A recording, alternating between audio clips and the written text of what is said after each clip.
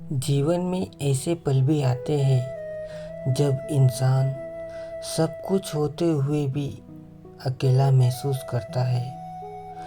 आज मैं तुम्हें एक ऐसे भक्त की कहानी सुनाऊंगा जिसे दुनिया ने छोड़ दिया पर साईं ने नहीं छोड़ा।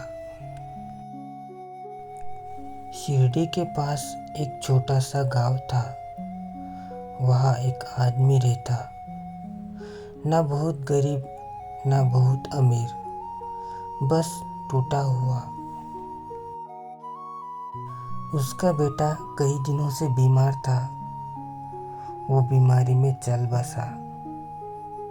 उस पे दुखों का पहाड़ टूट पड़ा और वैसे हालात में पत्नी ने भी साथ छोड़ दिया। उसका काम छिन गया और भरोसा भी। उसके पास अब जीने के लिए कोई वजह नहीं बची। हर रात वह साईं बाबा को याद करता, पर मुंह से कुछ कह नहीं पाता, बस आंखों से आंसू बहते। एक दिन वह शिरडी पहुंचा, मस्जिद के सामने बैठ गया। बाबा से ना कोई प्रार्थना की ना शिकायत, बस चुपचाप बैठा रहा। बाबा ने उसे देखा पर कुछ कहा नहीं, सिर्फ पास बैठ गए। काफी देर बाद बाबा बोले, इतना चुप क्यों है बच्चा? क्या मुझसे भी कुछ छुपा रहा है? वह आदमी बाबा से कुछ छुपा नहीं पाया और फूट फूट कर रोने लगा।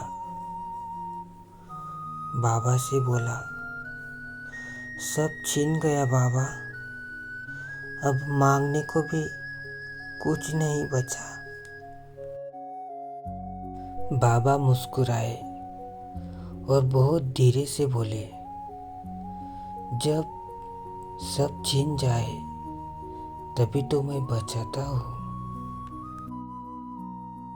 आदमी के आंखों से आंसू बहने लगे। रोते हुए बोला, तो फिर दुख क्यों बाबा? इतनी पीड़ा क्यों?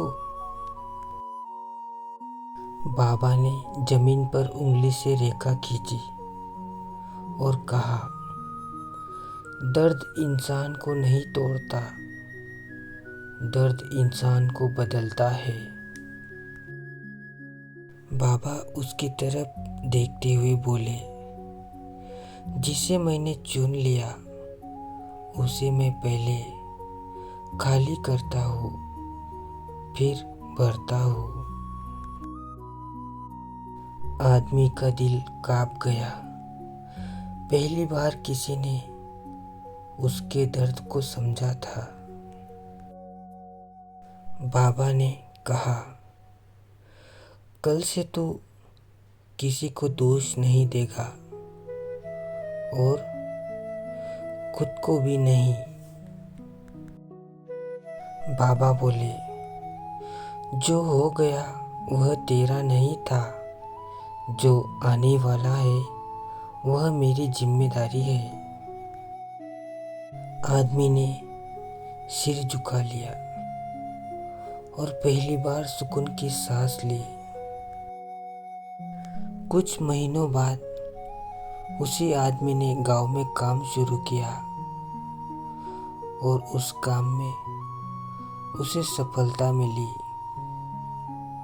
वो लोगों की मदद करने लगा और मुस्कुराना सीख लिया।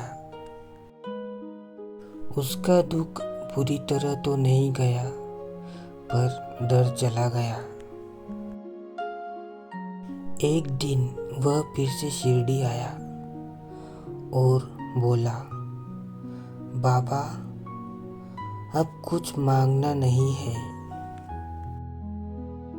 आशीर्वाद देते हुए बाबा ने कहा, तो फिर तू अमीर हो गया।